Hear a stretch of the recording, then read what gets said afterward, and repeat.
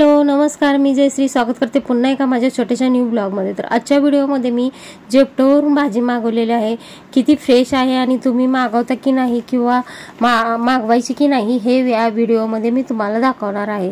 तर मी थोड्याशाच भाज्या मागवलेल्या आहेत, एवढ्या काय मागवल्या नाहीत। जर संडेला मी मार्केटमध्ये जाऊन भाज्या आणि त्या जेप्टोवरून भाज्या मागवल्या, म्हटलं बघूयात कशा येतात काय ते।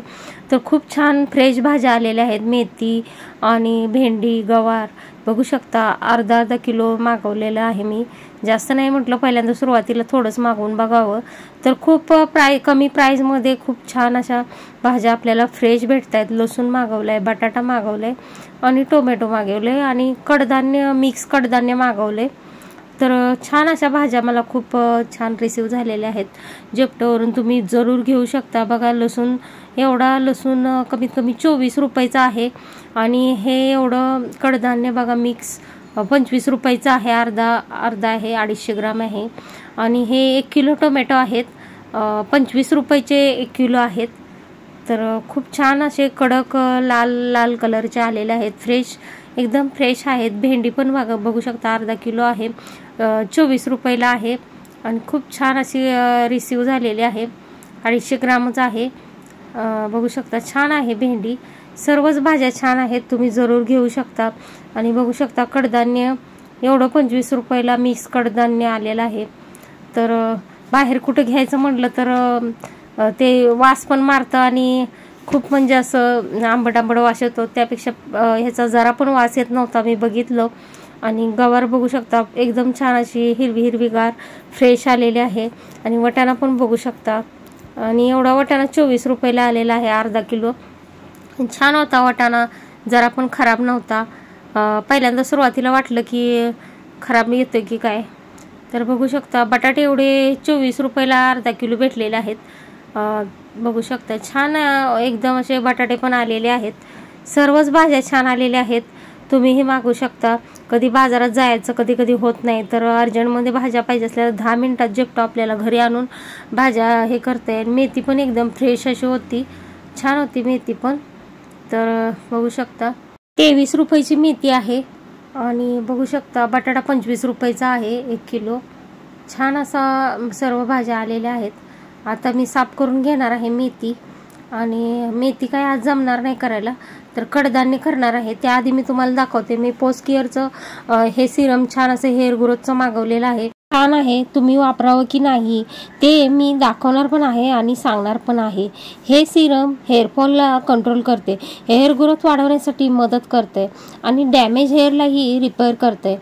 तर गाईज मी तुम्हाला याची पूर्ण इन्फॉर्मेशन तुम्हाला देणार आहे, हे तुम्हाला घ्यायला पाहिजे की नाही, पैसे वेस्ट जातील की काही, त्याच्यासाठी तुम्ही माझ्या चॅनलवरती जर नवीन असाल तर पहिल्या वेळेला बघत असाल मला, तर चॅनलला नक्की सबस्क्राईब करून सबस्क्राईबच्या बाजूला बेल आयकन नक्की प्रेस करा। आणि कोणत्या पण प्रोडक्ट्सला यूज करण्याआधी त्याची पहिला इन्फॉर्मेशन घ्यायला हवी। हे सिरम तुम्हाला ऑनलाईन ॲमेझॉनवर, मिशोवर, फ्लिपकार्टवरतीही मिळून जाईल। हे सिरम महिला किंवा पुरुष दोन्हीही वापरू शकता, याचा कोणताही साईड इफेक्ट नाही। हे सिरम ऑल केसांसाठी उपयोगी आहे। आता बघूयात यामध्ये काय काय यूज केलं आहे। तर याच्यामध्ये कॅपिन यूज केला आहे, बायोटिन यूज केला आहे, अश्वगंधा यूज केला आहे, लवंगा यूज केले आहेत। हे आपल्या हेअर ग्रोथसाठी आणि आपल्या केसांना खूप स्ट्रॉंग बनवण्यासाठी, ब्लड सर्क्युलेशन वाढवते, याचे रिझल्ट खूप छान आहेत। तरीही तुम्हाला याला तुम्ही जास्त काळ यूज केल्यासाठी कमी करते, 5 ते 10 मिनिटं आपल्या केसांच्या आणि डॅन्ड्रफ करून मध्ये केसांच्या लावलं पाहिजे व्यवस्थित, आणि 5 ते 10 मिनिटं केसांची मसाज करत रेग्युलर केस धुवायच्या आधी तुम्ही हे रात्रीही यूज करू शकता। खूप छान आहे याचा, ही दुसरी बॉटल आहे माझी। आणि हेअर ग्रोथ बघू शकता तुम्ही, वरून मधून माझी केस एकदम अशी विरळ झालेली, तर आता हेअर ग्रोथ खूप छान आलेले आहेत, केस दाट झालेले आहेत। काय होतं, आपण वेगवेगळ्या केसांना काही हानिकारक जर आपण केसांना ट्रीटमेंट घेत असोल, कलर, हेअरफॉल किंवा स्ट्रेटनिंग, रिबॉर्डिंग यासारखे आपण काही केसांना हानी पोहोचवले असतील किंवा आपल्या प्रॉब्लेम असेल, मध्येच वाढ फुटते, तर त्याच्यामुळे आपले केस वाढण्यास केसाची वाढ या सिरमनी सिरम पण तुम्हाला जास्त फायदा होतो।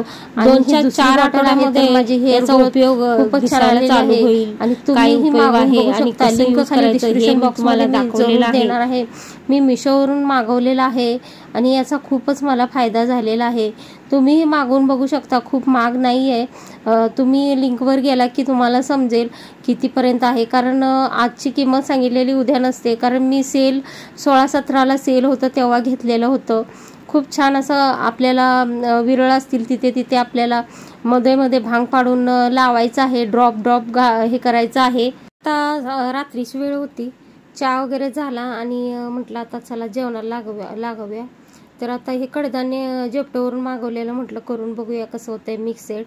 तर याची भाजी तुम्हाला मी दाखवते कशी मी रेसिपी करते. खूप छान झणझणीत मी भाजी मस्त अशी बनवलेली होती. खूप मुलांनाही आवडली. आता धुवून घेत होती, छान अशी धुवून घेतलेली आहे. कारण कोणतीही भाजी आपण बाहेरून आणल्यावर छान अशी धुवून घ्यायची, थोडा वेळ पाण्यातही ठेवायची, कारण त्याचं काही पावडर वगैरे बाहेरून कसे आले काय ते आपल्याला माहीत नसतं, म्हणून छान धुवून घ्यायचं. आता इथे बघा मी कुकर ठेवलेला आहे आणि कुकरमध्ये असं प्रमाणात ऑइल घातलेलं आहे. तर माझ्या प्रमाणात मी सर्व सामान टाकणार आहे. तुम्ही तुमच्या प्रमाणात तुम्ही सामान टाकून करू शकता किंवा तुम्ही कशी करता तेही मला सांगा. तर आजच्या व्हिडिओमध्ये मी मिक्स कडधान्याची भाजी तुम्हाला शेअर करत आहे. तर आता तेल प्रमाणात टाकलं आहे. जिरं, राई, कढीपत्ता वगैरे आपल्याला तेल कढल्यावर टाकून घ्यायचं आहे. छान असं टाकून घ्यायचं आहे. कुकरमध्ये भाज्या केल्या की पटकन शिजतात, कारण त्याच्यामध्ये चणे वगैरे होते. म्हटलं कढईमध्ये टाकले की शिजायला वेळ लागेल आणि जास्त काही सामानाची गरज नाही रोजच्या भाज्यांसाठी. बघा हे कांदा असा मी कापून घेतलेला आहे. 2-3 कांदे छोटे छोटे कापून घेतलेले आहेत आणि छान असे आपल्याला आता लालसर कांदे भाजून घ्यायचे आहेत. मस्त असे छान कांदा मसाला भाजला की भाजीला खूप छान चव येते आणि लालसर असा कांदा भाजून घेत आहे मी. आणि आता हलवून घेऊन छान असा लालसर कांदा भाजायचा आहे आपल्याला.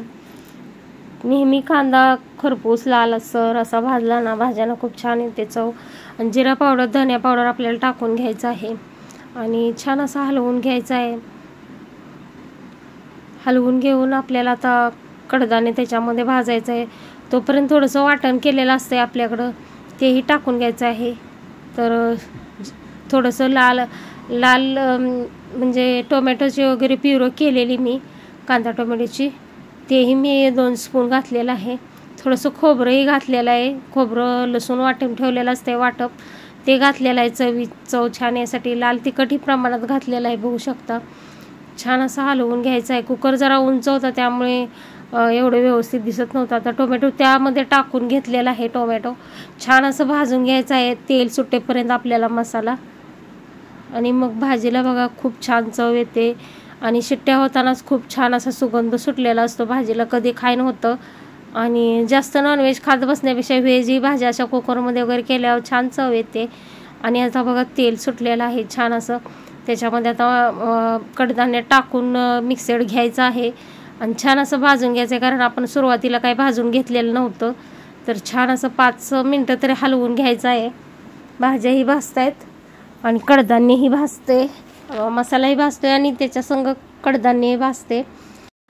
तर आता मी दुसरीकडे जरा पाणी गरम करायला ठेवलंय भाजीला, कारण भाजीला तवंगी छान येतो आणि भाजीला चवही छान लागते. भाजी शिजतात पण लगेच.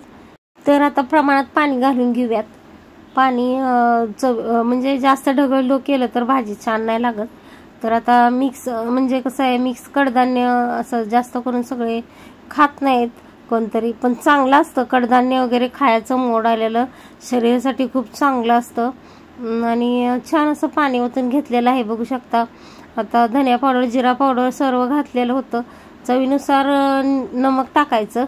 काळ्या मसाल्यामध्ये माझ्या धनिया पावडर, जिरा पावडर असते, जास्त काय टाकायची गरज नाही. तरी मी थोडं आपलं तुम्हाला दाखवण्यासाठी किंवा भाजीला जास्त चव येण्यासाठी थोडंसं शेअर केलेलं आहे. हे बघू शकता छान असं आपलं शेंगदाण्याचं कूट असं थोडंसं घातलेलं आहे. 2-4 स्पून घातलेलं आहे आणि कोथिंबीर टाकलेली आहे. आता आपण उकळी आलेलीच आहे बघू शकता. आणि छान असं आता कुकरचं झाकण लावून घेऊयात आणि ते 2-3 शिट्ट्या काढून घेऊयात. कडधान्य शिजून भाजी एकदम छान अशी वाफेवर शिजून जाते. मग 3 शिट्ट्या करून गॅस बंद करून टाकायची. ते बघा आता भांडी वगैरे घासून घेते. चहाची म्हटलं भाजी लावलेली आहे आणि नंतर म्हटलं 2-4 भाकऱ्या टाकाव्यात, कारण सकाळच्या चपात्या असतात, रात्रीच्या भाकरी. तर छान अशी भांडी धुवून घेत होती. तर कुकर म्हणला आता शिट्ट्या होईपर्यंत काय करायचं, चहाची जास्त भांडी साठवली की मग परत कंटाळा येतो रात्रीचं घासायला. म्हणून आपलं थोडी थोडी भांडी लगेच आपली घासली की बरं पडतंय आपलं. कारण जास्त बेसिंग पण आपलं मोठं नसतंय आणि बसून घासायचं नसतंय, आपल्याला उभा राहून घासायचं असतं. म्हणून थोड्या आपले भांडी असतील तेवढे आपण जमा करून जास्त ठेवले की वेळही जातो आणि कंटाळाही येतो. तर आता पटकन आपलं थोडे हाय तोपर्यंत तेवढी घासून घेतली आणि जास्त चहाची भांडी वाळून दिली की मग ते घासायलाही वेळ जातो. तर वल्ली असतात तोपर्यंतच घासून घ्यायची. आणि छान असं बेसिंगला नेहमी भांडी घासेल तेव्हा असा हात मारून घ्यायचा, कारण किचकिच वल्ल असेल तर चिलट वगैरे होण्याची जास्त शक्यता पण असते, खरकाट वगैरे सांडलं तर. म्हणून प्रत्येक वेळेला माझा बेसिंगला हात मारणं गरजेचं मला वाटतंय. तर बघू शकता छान असा हात धुवून घेतले आणि आता म्हटलं भाकरी टाकून घ्याव्यात. तर झाली बघा ही आता आपली छान अशी मिक्स भाजी. बघू शकता प्रमाणात आटली आहे पण आणि मस्त झाली आहे. तर खूप छान सुगंध सुटलेला, कधी खायला असं झालेलं. तर बघूयात आता. बघा ही आलेल्या जेपटोवरून भाज्याही साफ करून घेतल्या. आजच्या व्हिडिओला करते इथेच एंड. भेटूयात लवकरच नेक्स्ट व्हिडिओमध्ये. थँक्यू. श्री स्वामी समर्थ.